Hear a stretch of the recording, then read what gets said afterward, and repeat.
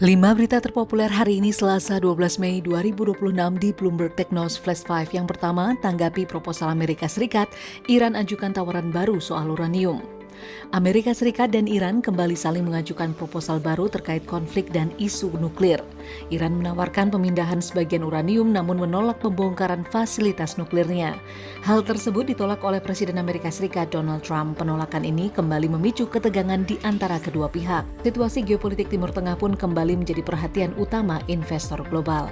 Kedua sindikat penada jual 99.000 motor rugikan negara 177 miliar rupiah. Sindikat penada kendaraan bermotor yang diduga telah menjual 99.000 unit motor sejak 2022 berhasil diungkap oleh Polda Metro Jaya. Kepolisian menyebut ribuan motor tersebut akan dikirim ke luar negeri termasuk ke kawasan Afrika. Tindak pidana ini berpotensi merugikan negara hingga 177 miliar rupiah yang dihitung dari penerimaan pajak kendaraan yang hilang. Selain itu juga ditemukan dugaan penyalahgunaan data pribadi masyarakat untuk pengajuan pinjaman ilegal. Hingga kini seorang tersangka telah diamankan. Ketiga investor incar emerging market, masa depan diramal cerah. Minat investor terhadap pasar negara berkembang atau emerging market diprediksi meningkat di tengah ketidakpastian ekonomi global. Sejumlah analis melihat prospek kawasan berkembang masih menarik karena didukung pertumbuhan ekonomi, konsumsi domestik, dan peluang investasi yang lebih kompetitif dibanding negara maju. Arus modal asing dinilai mulai mencari alternatif baru di tengah tekanan inflasi dan dinamika geopolitik global.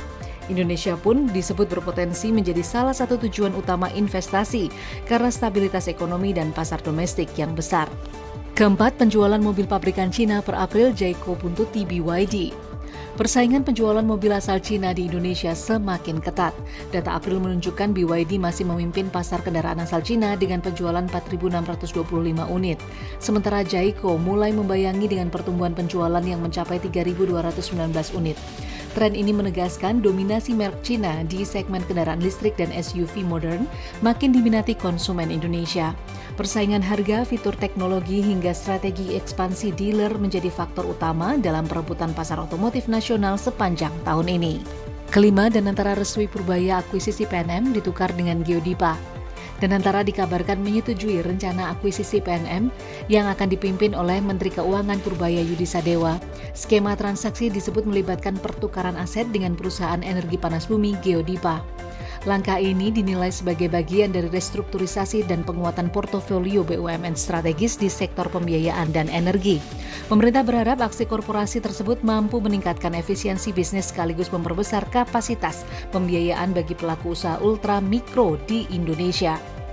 Itu dia 5 berita terpopuler pilihan Bloomberg Technos hari ini. Ikuti terus update selanjutnya di www.bloombergtechnos.com.